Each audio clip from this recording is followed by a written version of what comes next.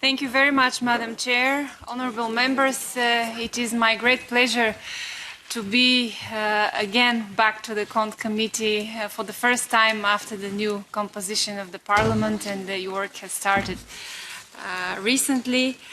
Today I'm here to present the briefing paper Delivering Performance in Cohesion. And the first point I would like to make is that it is not an audit report. Unlike our audit report, this is just a briefing paper, and the key difference is that briefing papers or reviews do not contain new audit judgments, conclusions or recommendations. The aim is to pull together information that generally already exists and package it in an accessible way to inform topical debates. In this particular case, our main source was the great quantity of reports, 69 in total, that we have produced in the area of cohesion in the past 10 years. This information was supplemented and corroborated by additional studies from both inside the EU institutions and outside, such as the OECD. Our aim was to assess the extent to which the design and implementation of cohesion policy has been focused on performance rather than just on complying with the rules. And this has been a constant theme in our individual reports, so we thought it made sense to provide a more holistic review looking at how things have evolved from the previous MFF period, 2007-13, through the current one, to the Commission proposals for the next one, 21-27. And at the heart of our report are 14 guiding principles which we believe are necessary to make cohesion policy more performance-oriented. They reflect the main issues that we have identified in our work and form the basis of our assessments. Here you can see on this slide how these 14 principles relate to the full cycle of how the policy is managed. We identified 5 broad stages of policy management, and there are varying numbers of principles for each of these, together with a cross-cutting principle related to sustainability. Given the time constraints, of course, I will not go in detail through each of the 14 principles, but just instead group them following the implementation cycle that was just outlined. So for the first stage of the policy management, which is the strategic planning, there are 2 guiding principles that we attribute. The first of these is about the need for a high-level strategic vision. And you can see that in our traffic light assessment, we use in the very start of the briefing paper a traffic light assessment of how the evolution of these principles went throughout the different periods. You see here we have red.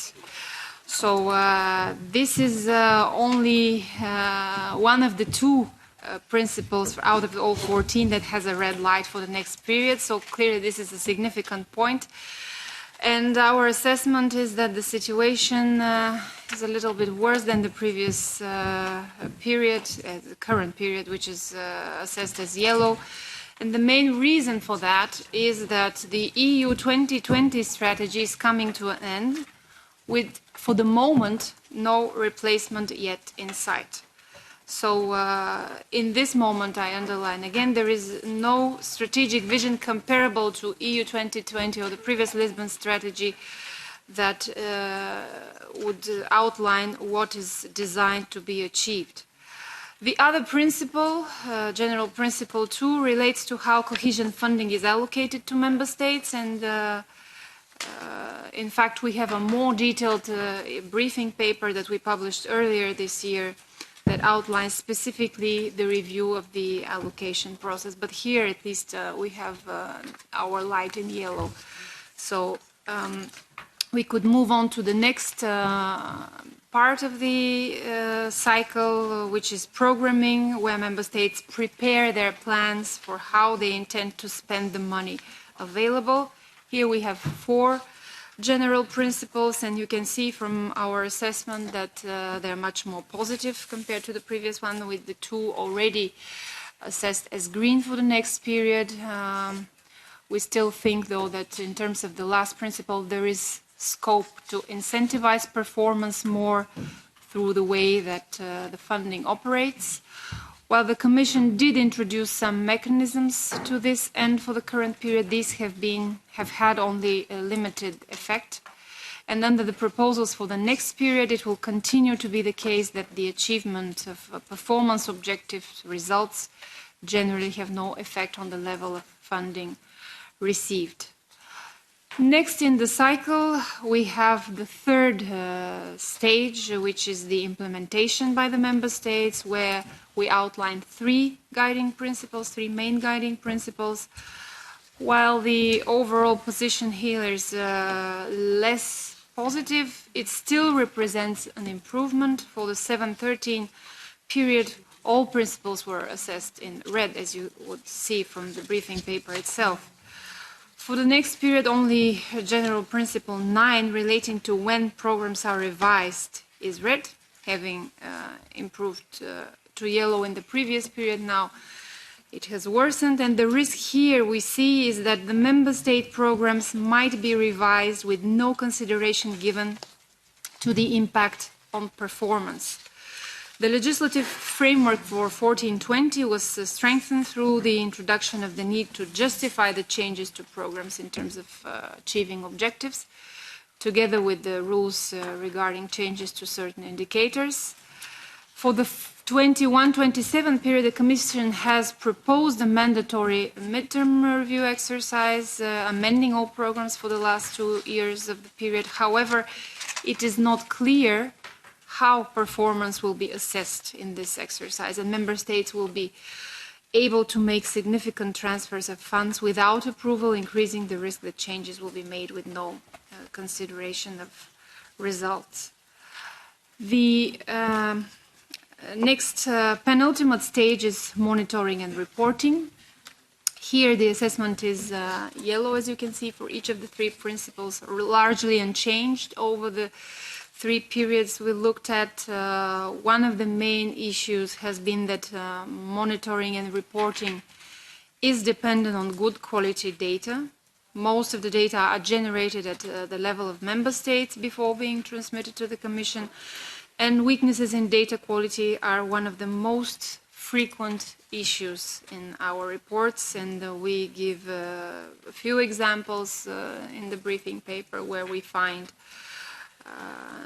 no connection between, for instance, for youth employment, problems with the young people not in education, employment or training. The Commission's proposals for the next period are designated to address this issue, but we think that they are still not clear enough about who is responsible for safeguarding the quality of data. Last but not least, a very important stage of the cycle is the evaluation, where there is just one principle, but we are also showing here the cross-cutting principle on sustainability, and both have a constant yellow signal over the 3 periods assessed. The Commission as a whole has a well-designed system of evaluations, and its ex-post review system compares well to the situation in majority of the Member States. In particular, in 2018, the OECD ranked the EU system of ex-post review in 4th place among OECD members. We found also 2 main issues affecting the usefulness of evaluations, and this is why we actually assess it in yellow. In particular, evaluations are not used for decision making. For instance, they are not available on time when they're needed, or they are not based on proper underlying evidence.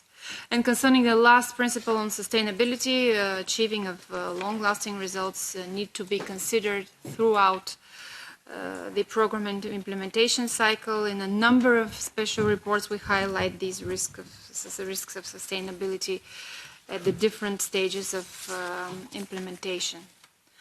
Now, here we just wanted to present a picture of the overall assessment of the all 14 guiding principles over the 3 periods, so that you can see actually that there is a clear improvement, as I said, between the first and the last period. Of course, many of the principles are in red, as you can see, for the period 7-13.